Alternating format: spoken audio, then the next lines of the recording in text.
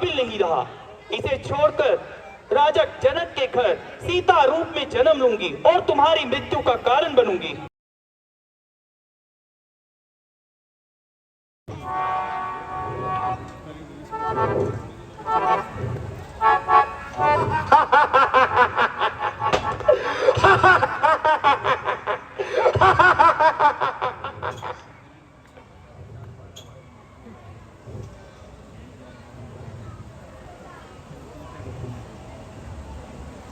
बल खाए चोटी अलक, मुख पर करत विहार, मानो चंद्र की गोद में खेलत नाग कुमार। नहीं नहीं, ये उपमा भी अधूरी है। गोरे गोरे गाल पर काले काले बाल, जो चंदन के वृक्ष से लिपट रही हों व्याल। विद्या के भंडार उपमा तू दे सकता है एक छोड़ हजार, परंतु पवित्र होने चाहिए मनोविचार।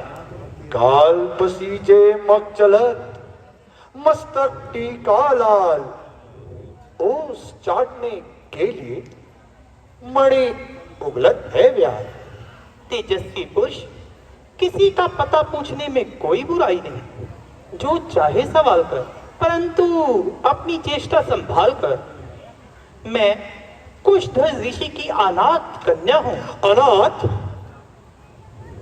और कन्या, केवल दो शब्द।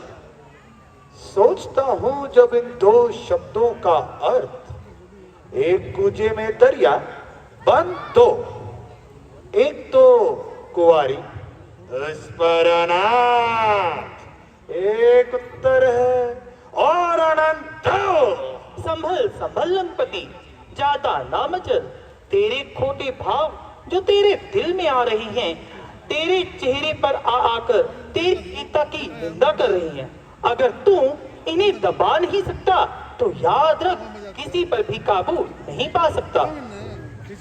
मृगनयनी, मैं तो समझा तेरा ये तपस्वी भेष तुझे लाचार करता है, परंतु हे रति मूर्ति, ये तुम्हारा काम नहीं। तुम केवल इतना बताओ, तुमने अपने जीवन में क्या निश्चय किया है?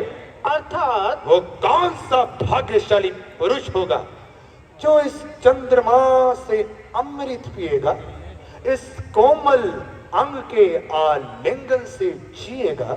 यदि तुम सीधे साधे शब्दों में मेरे भावी पति का नाम पूछते तो क्या तुम्हारी पंटाई घट जाती? यदि अश्लील शब्दों से एक कुंवारी कन्या को ना लजाते तो क्या कविता की नाव कट जाती? इस पर भी मैं बताती हूँ। अच्युतम केशवम राम नारायणम कृष्ण दामोदरम वासुदेवम हरे, श्री धर्म माधवम गोपिका वल्लभम जानकी के नायकम श्री रामचंद्रम भजे। विष्णु, वो नास्तिक विष्णु। नास्तिक विष्णु? अरे राक्षस, नापाक, लक्ष्मी और विष्णु के प्रति ये दुर्वार। न्योछावर इस क्रोध पर, कुर्बान इन गुस्से के बोलों पर, हुआ जो बंदो बाला, आ गई सुर्खी कपोलों पर। अरे दुष्ट, जिसका नाम सुनते ही नास्तिकता ठहरने नहीं पाती, उसे नास्तिक कहते हुए तुझे लज्जा नहीं आती? भोली सुंदरी, तुझे क्या खबर? शास्त्रों का ज्ञान तो हमें है, आस्तिक और नास्तिक की पहचान तो हमें है। वेद अनुसार पुरुष को सिर्फ एक ही स्त्री भोगने का अधिकार है, मगर विष्णु, सरस्वती और लक्ष्मी दोनों का मालिक है। वेद विरुद्ध आचरण से जरूर नास्तिक है। और तू देव कन्याओं का अस्तित्व बिगाड़ने वाला, जल में नहाती हुई स्त्रियों पर पंजे झाड़ने वाला आस्तिक है। मेरा क्या जिक्र है? मैं चाहे हजारों स्त्रियों से भोग विलास करूं, लाखों का सत्यानाश करूं, मुझे पाप नहीं लगता। क्यों? सामर्थ को नहीं दोष को साई, धुआं करे नहीं रवि मुक्षाई। इसलिए तू अपनी यौवन अवस्था पर दया कर। अपने पर दया करूं, यह तो मेरी स्वार्थ कामना होगी। उचित है कि तुझ पर उपकार करूं। मुझ पर उपकार? वह क्या? जले हुए दिल से श्राप दे दूं और तुझे यहीं भस्म कर दूं, ताकि तेरी जिंदगी का सिलसिला ही खत्म हो जाए और तू रोज रोज के पापों से छूट जाए। जले पर्वत से मेरा दिल, तो हो जल कर दुखी पर्वत, सती की आह से कर बने ज्वालामुखी पर्वत। मैं मानता हूं कि तुझ में पवित्र तपोबल द्वारा शत्रु को भस्म करने की शक्ति है, परंतु अपनी शक्ति का उत्तम प्रयोग कर, प्रसन्न होकर अपने क्रोध को जलाकर मेरे साथ राजमहलों का सुख। राजमहलों का सुख पत्ता क्या है? होगा ऋषि सुता का जीवन मरण कुटी पर, सोने की तेरी लंका वारू परन कुटी पर। क्या शक है, हरदम विराजते जब ये चरण कुटी पर, सोने की लाख लंका वारू परन कुटी पर। ओह बदमाश, अपनी जुबान बंद कर। ओह, इतनी जुबान दराज वेदवती, अरे इतनी देर में तो मुझे 50 बार गुस्सा आ जाता, परंतु ये तो केवल तेरे ही प्रेम के मीठे बोल हैं जो मेरे गुस्से को रोक रहा है। और मैं भी कहती हूँ, इतनी देर में कोई और होता तो 100 बार शर्मा जाता, परंतु यह तेरे ही कठोर वाक्य हैं जो अभी तक मेरे हृदय में छुरियां भोंक रही हैं।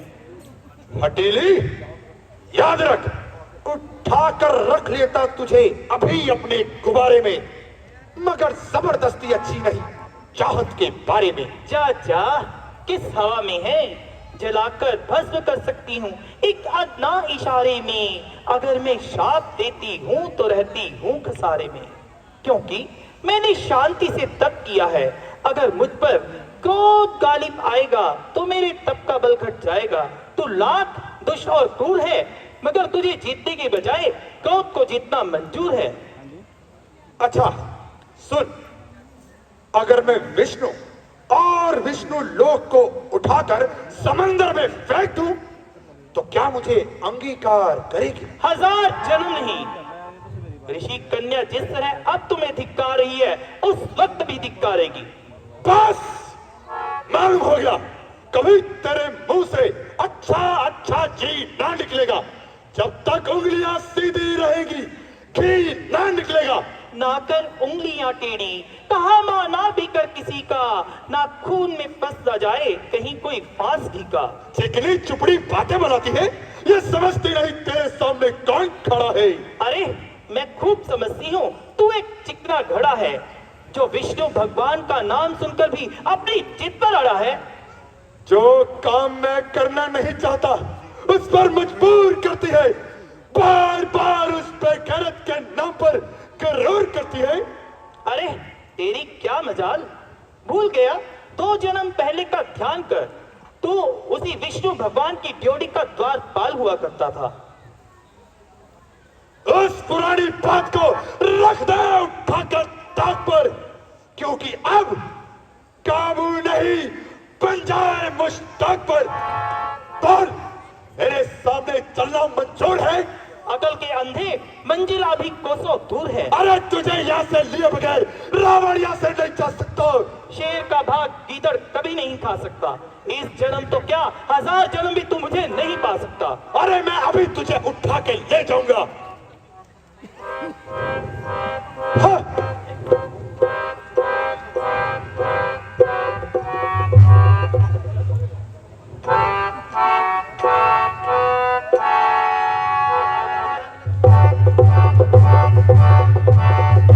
तूने मुझे बुरी केशा से छुआ है, इसलिए यह शरीर अब विष्णु भगवान के काबिल नहीं रहा। इसे छोड़कर राजा जनक के घर सीता रूप में जन्म लूंगी और तुम्हारी मृत्यु का कारण बनूंगी। कुछ बर्बाद नहीं,